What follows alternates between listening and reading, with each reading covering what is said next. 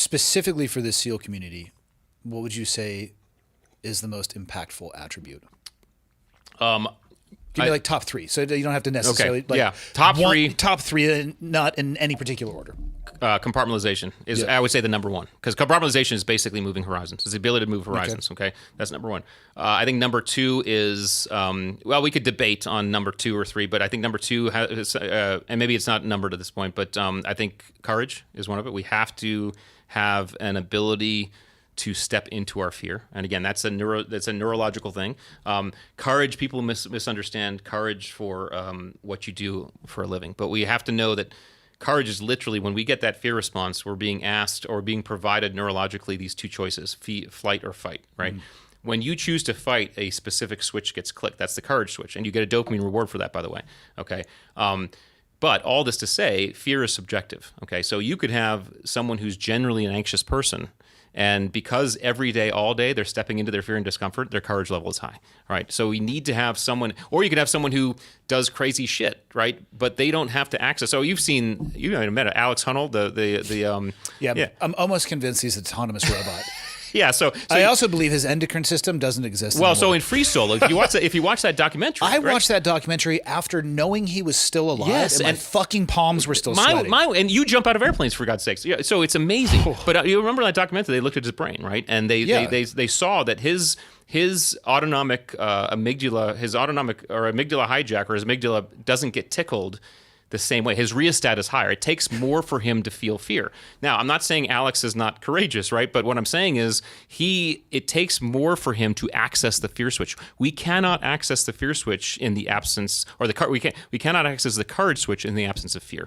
So but he said he wasn't even scared on that climb. I know. I don't know. I was scared watching it. Yeah. What does he need to do? Hold on to Elon Musk? Does he need to hold on to the outside of a SpaceX rocket? Yeah, but notice in that, I think it was really cool in that documentary that they showed a couple of his attempts where he was climbing and he was like, okay, this doesn't feel right. That's his amygdala saying, hey, something's wrong here. We have to understand. I was given a piece of advice by an officer when I was a JO.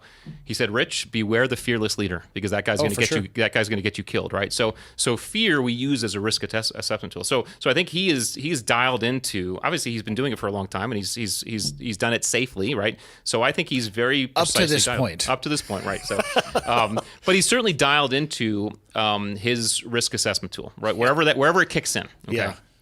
Anyway, all this to say, compartmentalization, courage. I think adaptability is one.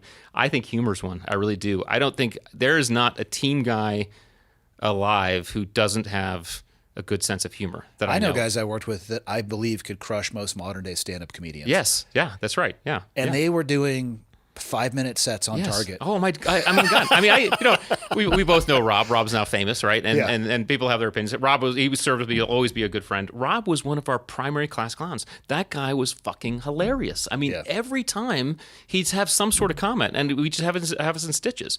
I remember this was during a jump brief, right? And you know how in a jump brief you're briefing your malfunctions, and they usually pick on people in the room to brief the particular malfunction. Yeah. And so the malfunction, the hard pull malfunction, which for the audience, this is when you go to your ripcord and you try pulling it and it's not coming out. So that's called a hard pull. And so Rob volunteers. He stands and says, "What's the procedure for the hard pull?" He's okay. You stand. The procedure is you put your hand over the ripcord. You try pulling it. If you don't, you take your other hand. You try pulling it in. If it doesn't work, you take your left hand. You take your trident, rip it off, and then burn in. I appreciate that. Yeah. So the other answer is you go to the fucking gym. That's right. If you survive the jump, right? So but anyway, I mean, class clowns are amazingly. So I think if I were to pick 4: compartmentalization, courage, adaptability, humor, and there's probably more in there. Perseverance could probably be made an argument for.